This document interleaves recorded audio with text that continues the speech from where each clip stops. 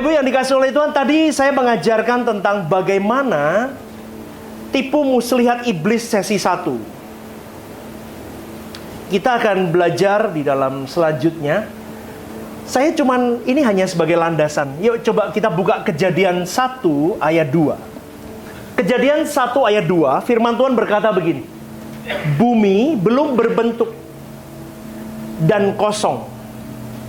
Gelap gulita memenuhi samudera raya, dan roh Allah melayang-layang di atas permukaan air. Saya pakai King James Version ini.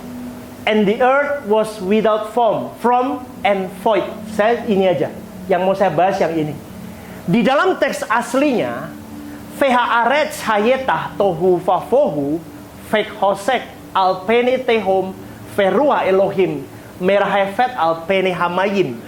Saya mau bahas kalimat bumi belum berbentuk dan kosong. Itu yang mau saya bahas di sini sebagai landasan. Kenapa saya beri judul hari ini di sesi ini adalah si pembawa kekacauan.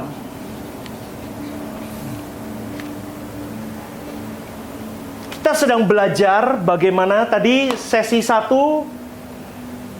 temanya adalah peta kerja setan.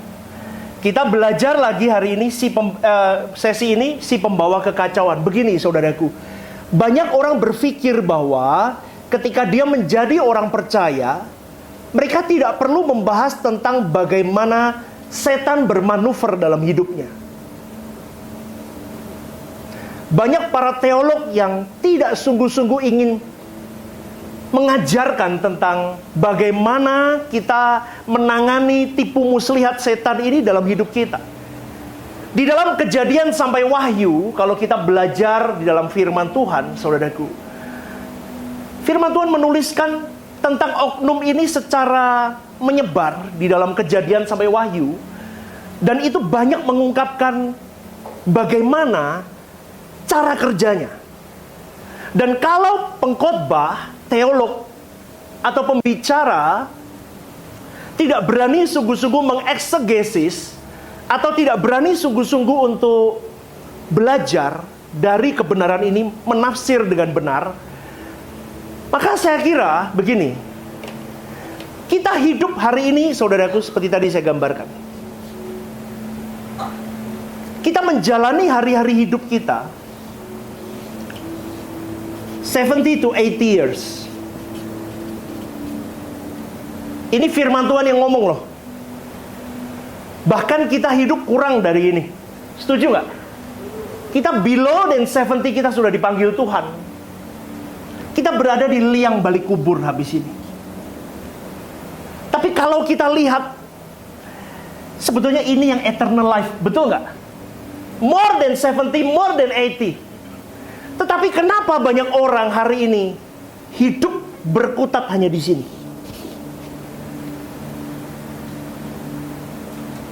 Ya apa enggak? Apa yang menjadi passionmu, apa yang menjadi ambisimu, itu tentang hal di sini. Tadi saya gambarkan lagi. Padahal di sini harus merajut sampai Anda menjadi corpus delicti.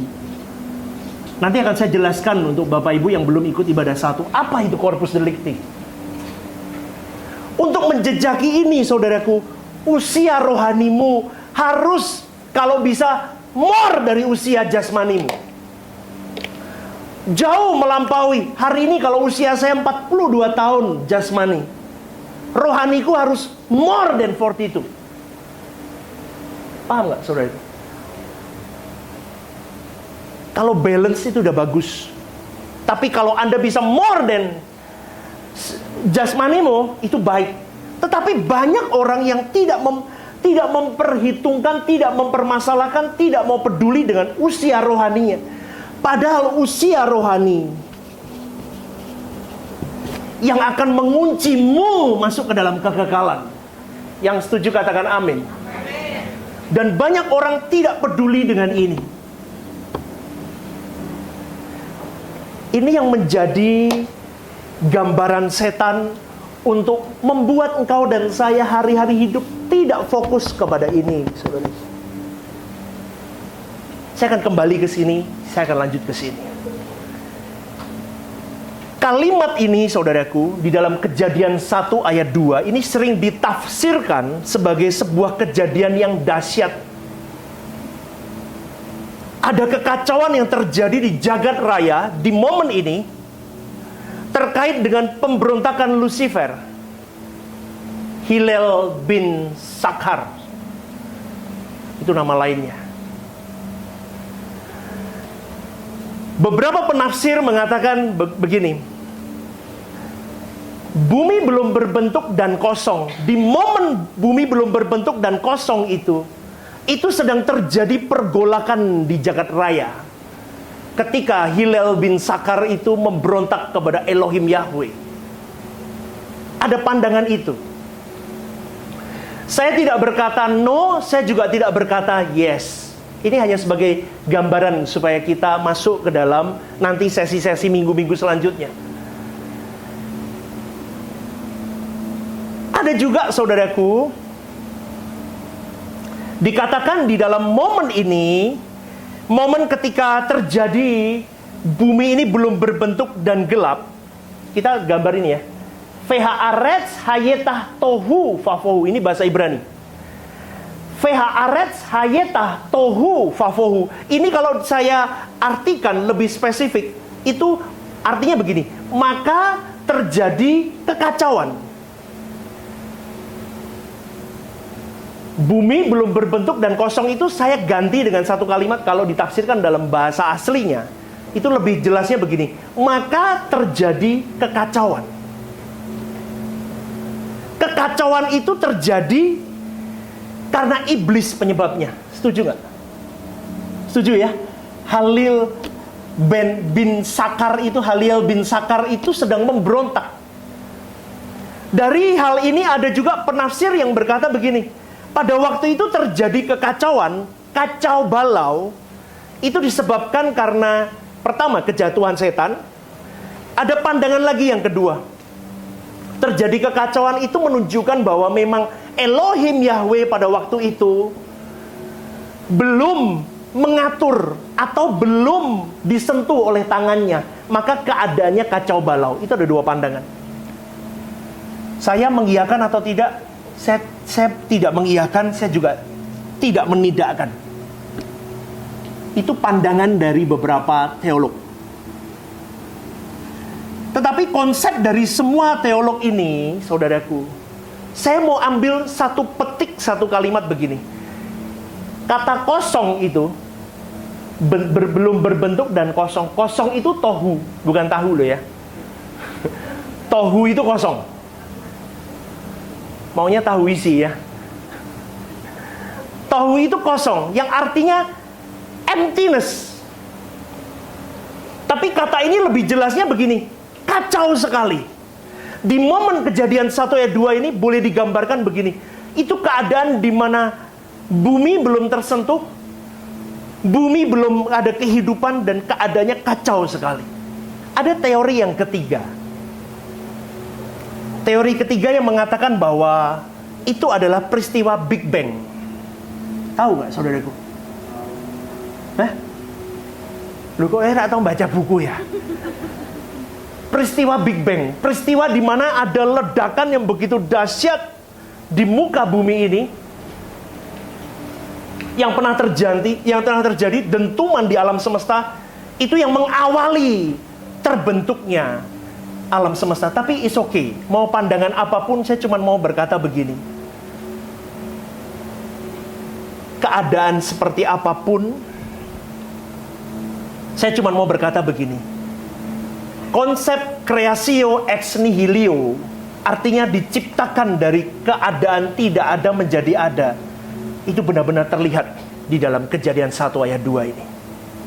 Amin nggak, saudaraku? Tetapi satu hal lagi kita belajar. Kejadian 1 ayat 2 ini menggambarkan awal mula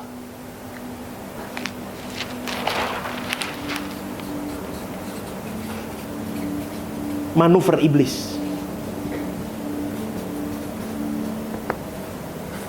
Ini gambar, ini start dia mulai.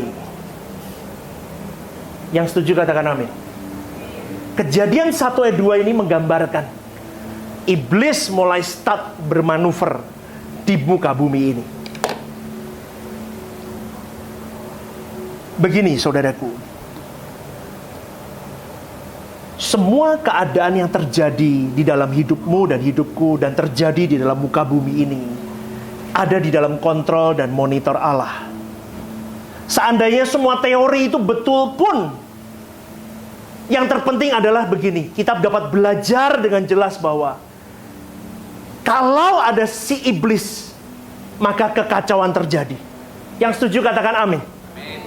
Kalau keadaan baik-baik pun, kalau ada iblis mulai masuk di dalam setiap hal dalam hidupmu dan hidupku termasuk di dalam bumi ini, maka kekacauan mulai terjadi. Berarti kita mulai mengerti ciri-ciri dari seorang iblis, pribadi iblis, oknum iblis adalah pembuat. Senggol kiri kanannya, jangan jadi pembawa kekacauan. Lu kok lemes dah? Ini kebalikan dari roh Allah. Di mana roh Allah ada, maka di situ ada kemerdekaan. Sebaliknya di mana oknum setan ini berada, di situ ada kekacauan. Dengan demikian memang bisa disimpulkan bahwa di mana ada oknum setan atau iblis, maka tidak ada kemerdekaan. Tujuannya dia start satu. Kita tidak boleh merdeka di dalam Tuhan.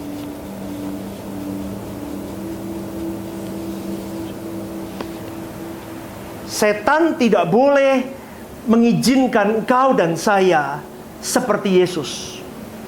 Yesus itu Tuhan bukan? Yes. Yang setuju Yesus itu Tuhan, angkat tangan.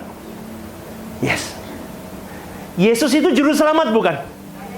Yang setuju angkat tangan. Kita pun setuju. Kita belajar dari Ibrani 5 ayat 7.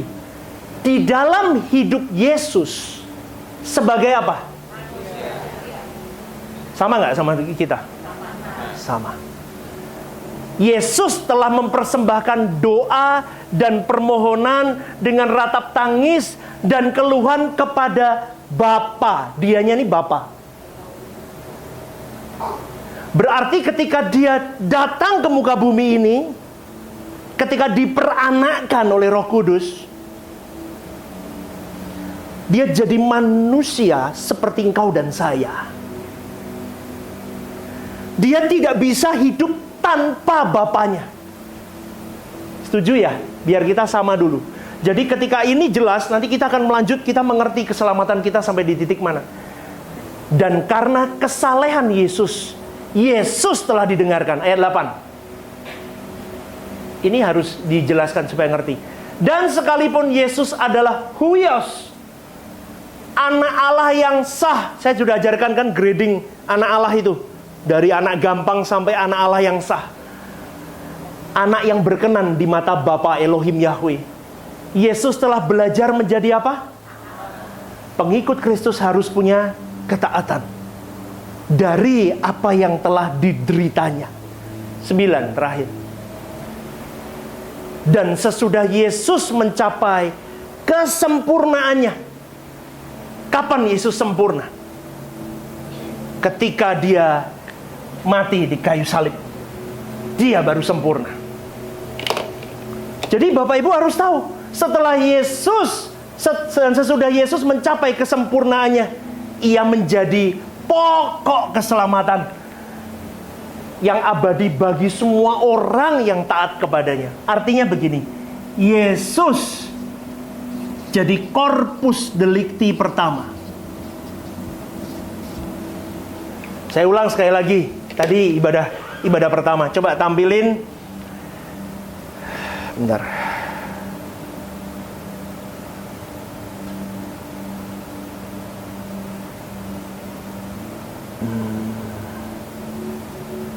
Roma 4 ayat 15. Ini Anda harus tahu nih, yang baru pertama kali datang biar tahu apa itu corpus delicti.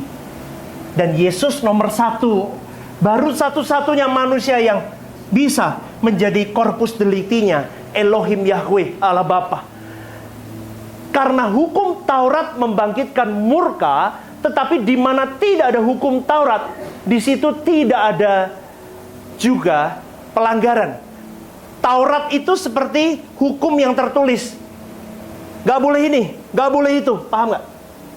Selama belum ada hukum Taurat, ketika engkau melakukan kesalahan, tidak ada form yang jelas pelanggaran, maka engkau tidak dianggap berdosa. Lucifer hari itu, Haliel bin Sakar hari itu memberontak di dalam Kejadian 1 ayat 2. Hukum Taurat belum ada, saudaraku. Maka Tuhan Elohim Yahweh tidak bisa menghukum mereka. Bagaimana menghukum Haliel bin Sakar? Bagaimana menghukum Lucifer kalau tidak ada bukti? Paham nggak sampai di sini? Anda mengikuti saya? Ayat 5, Roma 5 ayat 13, coba tampilin. Ya, 5:13. Sebab sebelum hukum Taurat ada, telah ada dosa di dunia. Itu Lucifer yang buat. Kan Taurat di zaman Musa, betul nggak? Berikan tepuk tangan dulu biar nggak ngantuk nih. Di zaman Musa itu baru ada. Sedangkan rentang dari zaman Adam Hawa ke zaman Musa itu berapa ribu tahun. Sebab sebelum hukum Taurat ada, telah ada dosa di dunia. Tetapi dosa itu tidak diperhitungkan kalau tidak ada hukum Taurat. Maka Elohim Yahweh Allah Bapa tidak bisa menghukum ini. Caranya menghukum ini, Allah Bapa itu, Allah kita Allah yang cerdas, tahu nggak saudaraku?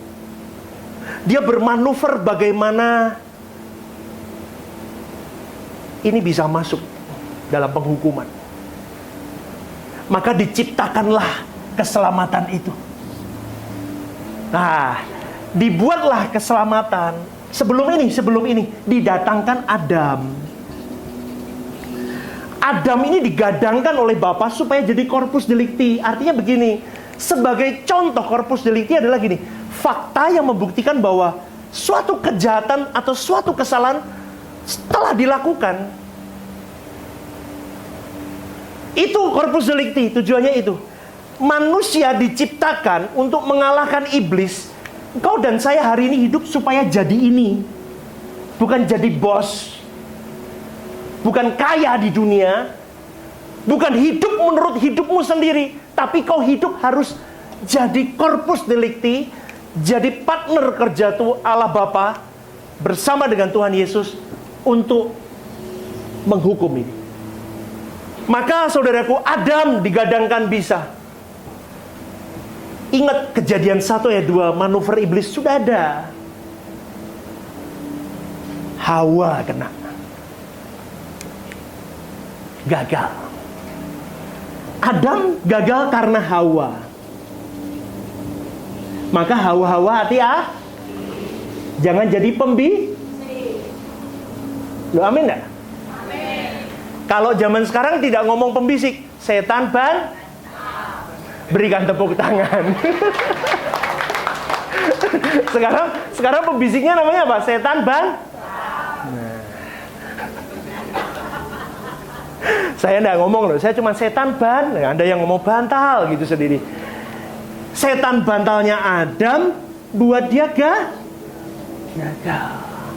Nggak bisa jadi corpus delicti. Setan, yes. Apalagi Elohim Yahweh, kau mau buat apa lagi? Nggak bisa. Dia berpikir aku menang. Yesus turun, masuklah Yesus. Tapi Anda lihat bagaimana Yesus hidup. Manuver setan itu tidak berhenti. Yesus manusia seperti engkau dan saya. Makanya ada lagu seperti Yesus. Yuk. Seperti Yesus. Ada refnya? Ditulisnya seperti Yesus, pokok keselamatanku. Seperti Yesus, yes Lord. seperti Yesus yang selalu menyukakan hatimu. Munya tuh Bapa. Bapa, ku mau indah di matamu dan mulia dalam pandanganmu. Yuk nyanyi bareng. Disingkatnya hari hidup ini. Nih kalimat ini. Ku rela batinku kau hiasi. Katakan seperti Yesus. Seperti Yesus. Seperti Yesus. Seperti Yesus, pokok keselamatanku. Seperti Yesus. Yes, Lord. I love you, my Lord. Seperti Yesus. Kami berjuang, Bapa. Lagi yuk katakan. Oh, haleluya, seperti Yesus. Seperti Yesus. Kami berjuang, Allahku. Haleluya. Selamatanku seperti Yesus. Seperti Yesus yang selalu saya frustasi, saudaraku. Seringkali nyanyi lagu begini saya nangis. Saya tahu kebenaran, tapi daging meronta. Seringkali saya tahu, tapi kenapa aku masih gagal? Ngerti nggak? Ngerti nggak? Seakan-akan aku tahu harus ngampuni, tapi kenapa sulit? Katanya kau mau seperti Yesus, Stephen Lim. Tapi kenapa Tuhan aku sulit sekali? Saudaraku, seperti Yesus itu bukan pujian begini nyanyi. Ini kita sedang nyanyi. Tapi itu menjadi agenda hidupmu dan hidupku. Seperti dia hidup. Yesus itu manusia seperti engkau dan saya. Maka ketika dia berpuasa 40 hari 40 malam, setan mencobai dia. Dia bawa Yesus ke bumbungan. Ubah jadi roti. Karena manusia butuh makan. Betul? Ubah jadi roti. Hari ini gambaran. Manusia bisa menghalalkan segala cara untuk makan. Itu manuver setan, saudaraku.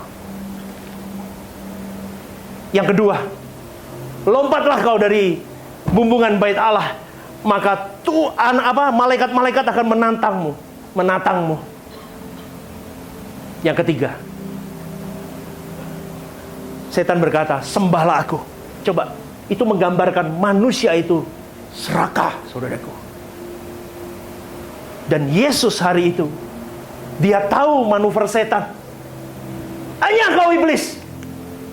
Betul gak? Diusir sama satu lagi, saudaraku. Petrus hari itu berkata kepada Yesus, Guru, jangan ke Yerusalem. Maksudnya baik, supaya Yesus tidak disalib. Tapi hari itu Yesus menghardik Petrus. Enyah kau iblis. Kenapa?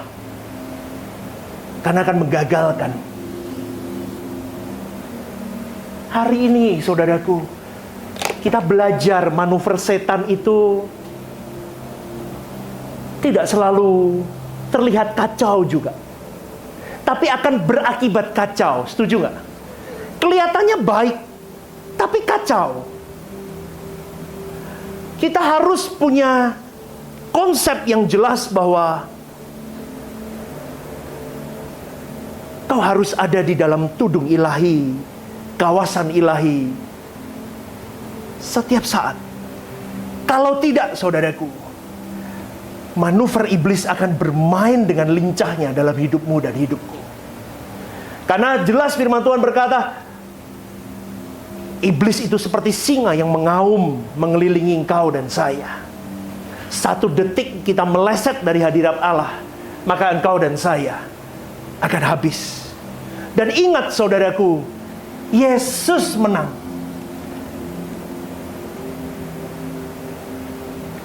Yesus jadi sempurna ketika dia, Bapa, ke dalam tanganmu kuserahkan nyawaku. Dia langsung sempurna. Maka hari-hari hidup sampai 80 tahun, hidupmu harus berkenan, berkenan, berkenan, berkenan, berkenan, berkenan, berkenan. Mati kau sempurna. Buat kau bisa berkenan ini, kau harus tahu kehendak Allah dalam hidupmu. Maka setiap kali saya ketemu dengan orang, banyak orang berani mempertaruhkan apapun demi uang. Kau berani pertaruhkan kesehatanmu, kau berani pertaruhkan usiamu, kau berani pertaruhkan keluargamu, kau berani pertaruhkan apapun demi uang, demi dunia. Tapi berapa persen kau berani pertaruhkan untuk hidup kekalmu berkenan di hadapan Allah? Tanyakan dalam dirimu. Selama engkau tidak berani berkenan di hadapan Allah, kau selama ini hanya beragama, tidak bertuhan. Dan kalau kau lakukan terus, Kristen puluhan tahun, tidak ada perubahan, kau tidak mau berjuang berkenan di hadapan Allah, jangan ngomong sembarangan, jangan mikir sembarangan, jangan lakukan apapun sembarangan. Don't do anything yang Allah tidak suka. Maka hidupmu berkenan seperti Yesus. Ketika Yesus mau dibaptis oleh Yohanes Pembaptis, ada Roh Kudus turun melewat burung merpati. Di situ Allah Bapa berkata, ada suara, inilah anakku yang kukasih, kepadanya lah aku berkenan. Jutaan miliatan manusia di bumi ini, jutaan gereja di Indonesia.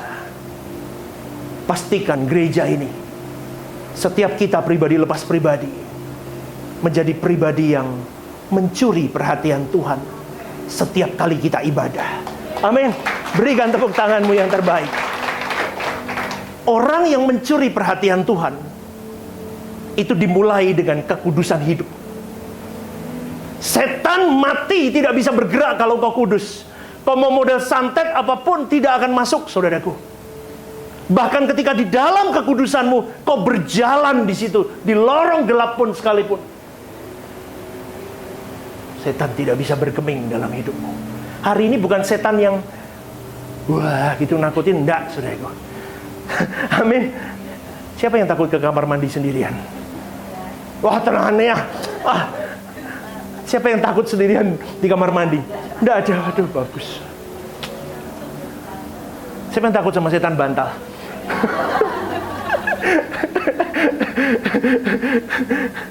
Setan yang menakutkan itu adalah setan yang tidak terlihat hari ini, yang kelihatan seperti malaikat tetapi membawa kekacauan. Engkau dan saya berpotensi jadi setan-setan selanjutnya kalau engkau dan saya tidak menjaga diri kita jauh supaya setan tidak berpangkal dalam dirimu dan diriku.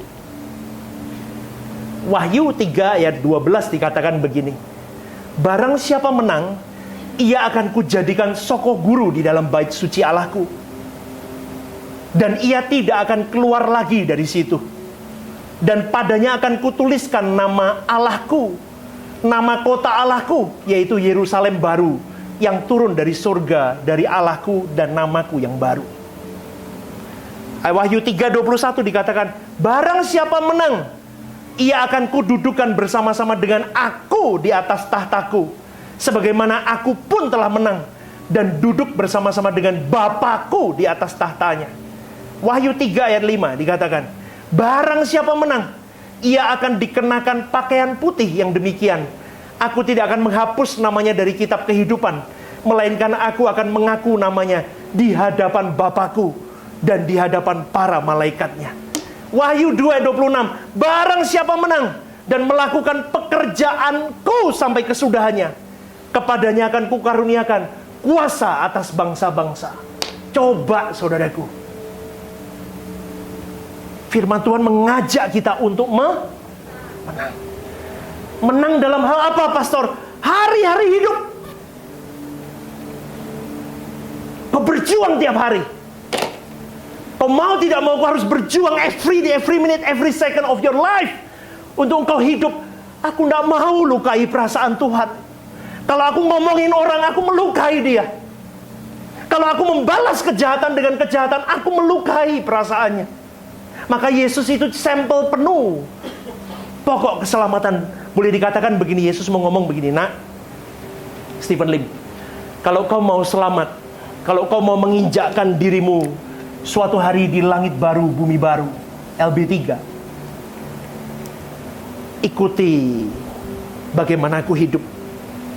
Emang bagaimana Yesus hidup? Dia harus mengampuni, dia harus ini dan itu, dia melepaskan segala sesuatunya. Lagu tadi lagi, ku pertaruhkan semua yang ku miliki, yang nanti pasti akan pergi. Katakan saudaraku, tak ada lagi yang ku bawa sampai mati, tak ku sesali melayani siapa? Katakan, Engkau yang abadi. Yuk dari depan, yuk kita nyanyi bersama. Lagunya begini. Setiap tarikan nafasku. Untuk siapa? Untuk Tuhan. Amin. Katakan, setiap detak jantungku bagimu Bapa. Yes Lord,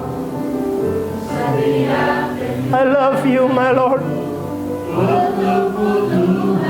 Terima kasih Bapakku.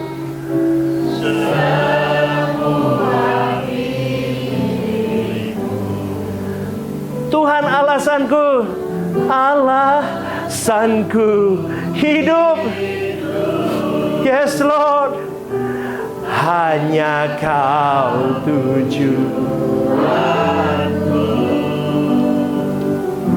Apapun yang ku lakukan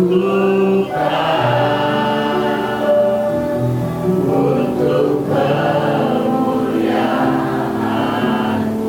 Katakan saudaraku, menyenangkan-Mu Bapa. Yes Lord, kami mau menyenangkan-Mu Tuhan.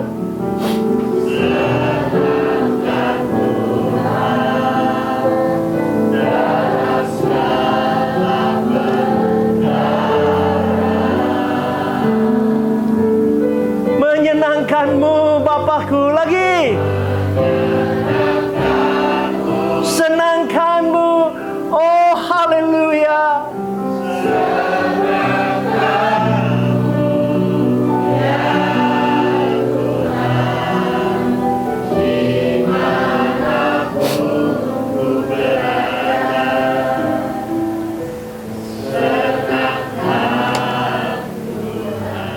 Berjaga-jagalah dalam hidupmu.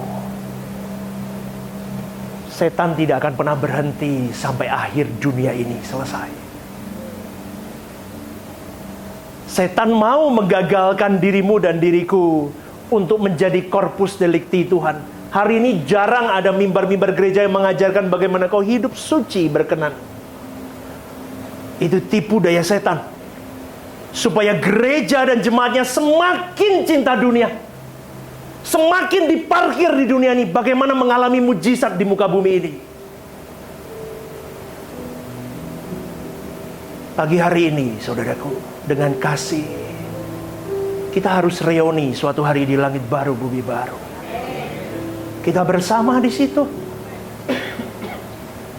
Kita harus berani berkata di dalam diri kita, aku mau berpetualang seperti Yesus berpetualang. untuk menyenangkan bapaknya selama dia hidup di bumi ini. 1 Petrus 5 ayat 8 mengatakan begini, Petrus berkata begini, supaya orang-orang percaya harus sadar, harus berjaga-jaga, sebab lawanmu iblis itu berkeliling mengaum-ngaum di sekitarmu. Dia sedang mencari orang yang dapat ditelannya. Kata mencari ini dalam bahasa aslinya zeton, dari akar kata zeteo, yang boleh diartikan begini, dia menuntut atau meminta. Dia menuntut nyawamu. Maka banyak orang Kristen hari ini tidak mau berjuang. Dia pikir Yesus sudah berjuang, cukup, that's it. Aku kredo, aku syahadat, Yesus Tuhan dan Juru Selamatku, kau selamat. No. Yang menang itu Yesus. Stephen Lim belum menang. Maka engkau dan saya berjuang. Berjuang, saudaraku. Perjuanganmu kembali lagi di dalam kekudusan pikiran. Jangan jahat sama orang. Jangan nakal, kerja jangan nakal. Berkeluarga jangan nakal. Jangan nakal. Yesus tidak mengajarkan itu. Kita lihat hidup Yesus. Tapi sulit, pastor, minta Roh Kudus. Yesus berkata, kalau aku di sini, aku hanya di Yerusalem atau di Israel.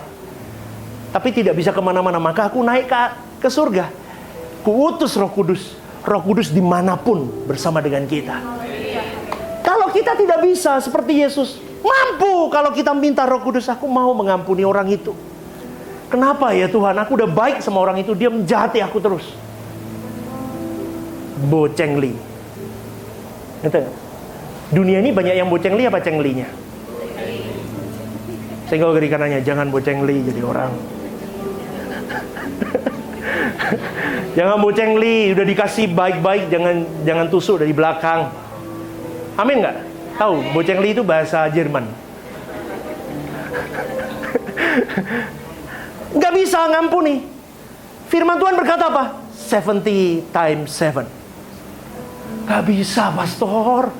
Udah tak baikin terus kok. Yesus ngajarinya apa? Bapa, ampuni mereka. Mereka tidak tahu apa yang mereka perbuat. Lakuin. Dikomongin orang jelek, pinginnya balas gak? Tak uncet-uncet, gak perlu. Tapi Yesus ngomong apa? Ampuni. Aku harus mengampuni. Maka pikiranmu, perasaanmu, kehendakmu trikotomi ada di dalam dirimu, tubuh, jiwa, rohmu harus di-blended satu di dalam naungan Roh Kudus, kebenaran firman yang murni, hidup kudus. Terus kau berjuang, tertatih ikut Tuhan, itu pikul salib. Kalau hari ini kau tidak pikul salib, kau salah mengiring Tuhan. Semakin banyak masalah dalam hidupmu, semakin Tuhan sayang sama dirimu. Katakan amin. Semakin masalahmu bertubi-tubi dalam hidupmu, setan mau gagalin Anda dengan masalah. Kalau setan mengungkungmu dengan masalah, kau bisa berkata, percuma aku ikut Tuhan. Gak ada guna aku melayani Tuhan. Ke gereja pun berdoa, gak ada guna. Seakan-akan Tuhan diam. Tapi ketika engkau bisa melihat dari sudut pandang ilahi, dia bisa berkata begini, nak, ku beri kau masalah.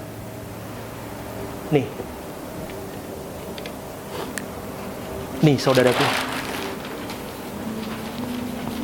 kita harusnya begini. Karena kita kesenangan hidup, hobi-hobi, percintaan dunia, kita seringkali melenceng ke sini. Cari duit, mau rumah, mau mobil, mau jam bagus, mau sepatu bagus, mau tas branded, semua di sini. Hidupmu dikurung di sini, percintaan dunia. Ini saya dulu, saudaraku. Ini, it's me. Saya rajanya ini.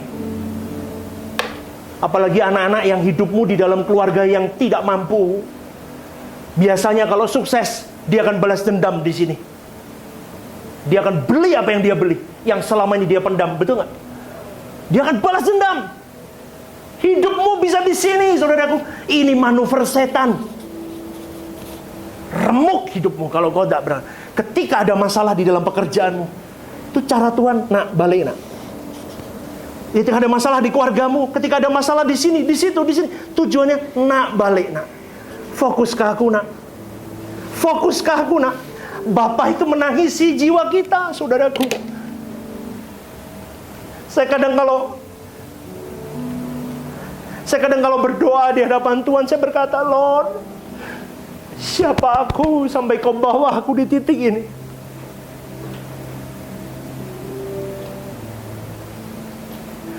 Bersyukur kita bisa sampai di titik masalah hidup yang berat, sampai kita berkata, Lord, aku tidak kuat Tuhan. Di titik itulah Dia sedang mendekapmu dan mendekapku, berkata, nak, yuk jalan bersama denganku. Kau kudewasakan nak dengan masalah itu. Kau semakin cinta aku. Jangan sampai kau tidak hidup baik di bumi ini. Mati pun kau masuk neraka. Jangan takut kau tidak punya apapun di bumi ini. Hari ini kau tidak punya apa-apa, tapi kau punya Tuhan. Kau punya Allah yang hidup, yang akan memelukmu sampai di kekekalan nanti. Kita reuni di langit baru, bumi baru. Amin. Manuver iblis jelas. Yang pertama, dia akan membuat kekacauan. Tetapi dari kekacauan itu, kalau kau pandang Allah, maka kekacauan itu bukanlah kekacauan, tapi berkat Tuhan yang membawa engkau dan saya terbang tinggi di hadapan Allah. Amin. Yang kedua, ketika ada kekacauan itu, kita mulai melihat setiap rajutan cinta Tuhan dalam hidupmu dan hidupku. Itu nampak, saudaraku. Maka sekali lagi sebelum saya tutup, jangan lupa, apa pesan pastor untuk aku hidup? 5 menit pertama bersama dengan Tuhan.